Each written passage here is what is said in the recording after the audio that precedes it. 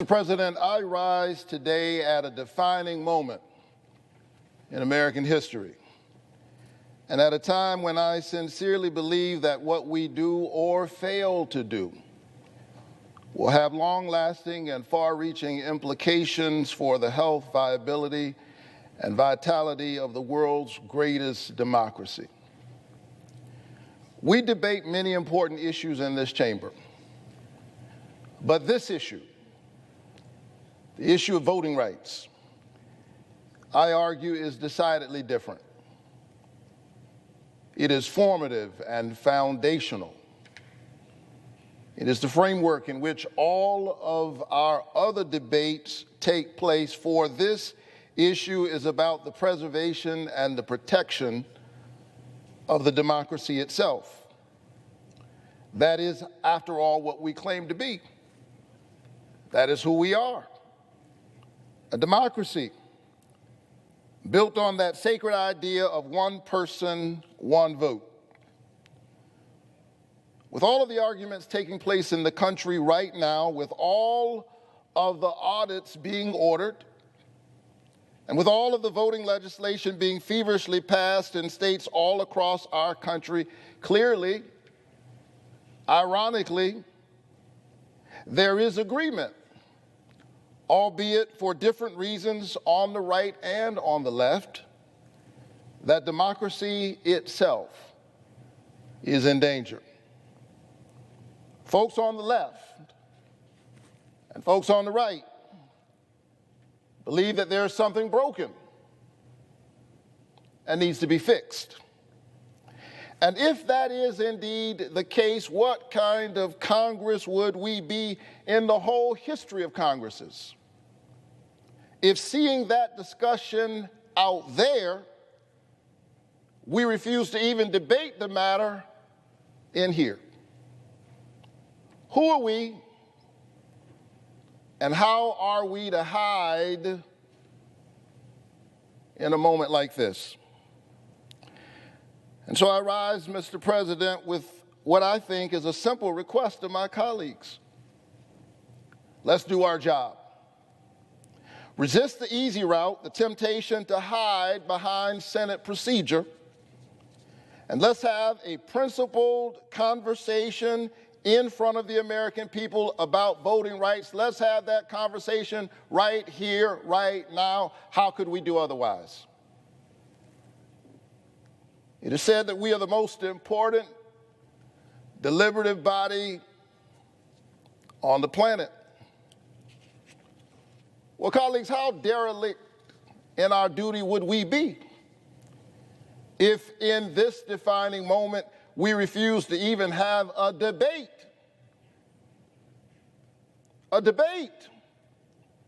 about how best to preserve and protect that which is most precious, the democracy itself. In my maiden speech this past March, I made an urgent call upon this body to act to protect the right to vote. And I warned then that the cords of our democracy were dangerously frayed. That was not theoretical stuff for me. I hail from Georgia. I argued then that our democracy was being frayed by unfounded conspiracy theories that led to an attack on this very chamber, and undermined by an onslaught of state-level proposals aimed at suppressing the vote. Since I gave that maiden speech, things have only gotten worse. When I spoke here in March, 250 voter suppression proposals had been introduced in 43 states. 250 proposals. Now it is 389 proposals in 48 states.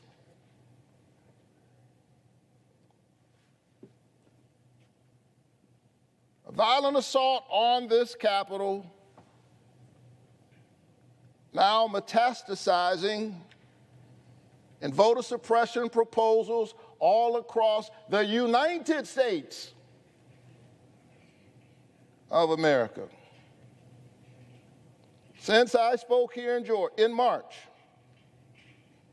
Georgia and 13 other states have enacted these voter suppression bills into law, 14 in total. That's 14 states and counting, where partisan actors, power-hungry politicians have acted along partisan lines to make it harder, not easier, for eligible voters to cast a ballot and guarantee that that ballot will actually count. In Georgia, after record voter turnout in a historic election, there's now a provision in SB 202 that allows partisan actors at the state level to take over the board, to take it over, to take over the process at the local level. As voters are casting their ballots, imagine that. That same law also allows any citizen to challenge the voting rights of an unlimited number of citizens, making it difficult to see how you could certify any election. Let's not kid ourselves. In this chamber of all places, a few months after January 6th, this is dangerous stuff. And that's one reason we need to debate the legislation before us. I'm hoping to include a provision I introduced yesterday with some of my colleagues that will prevent politicians from being able to overrule local election officials and therefore subvert the voices of the people. This provision will also protect local election volunteers from harassment and intimidation.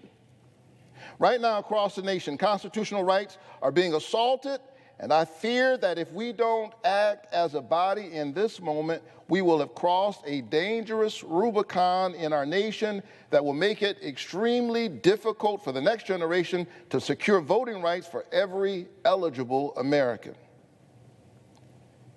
And so, Mr. President, this is not just another moment in another Congress. We should not think of this as rote and routine. This is a defining moment that calls upon us to speak, to debate, to act. After all, Congress represents the people. It is the job of Congress, as prescribed in Article 1, Section 4, to ensure that the people are not squeezed out and locked out of their own democracy. This is not our house. This is the house of the people. We are stewards of that trust. And we have to ensure that the voices of the people can be heard in their own house. And that's why I'm urging my colleagues to begin debating on the voting rights legislation before us. That debate is happening right now out there. How could it not happen in here?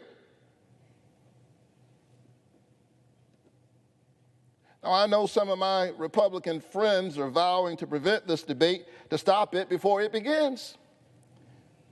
And we're not talking yet about passing the bill. Be very clear. We're just talking about it. And they don't even want to do that. Really? Surely some of my Republican friends believe, at the very least, that in this chamber we should be able to debate about voting rights. After all, voting rights are preservative of all other rights.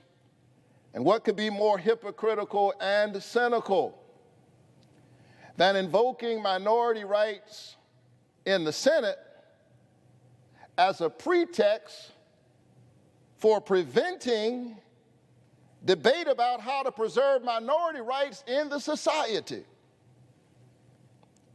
Mr. President, I stand here as a proud American.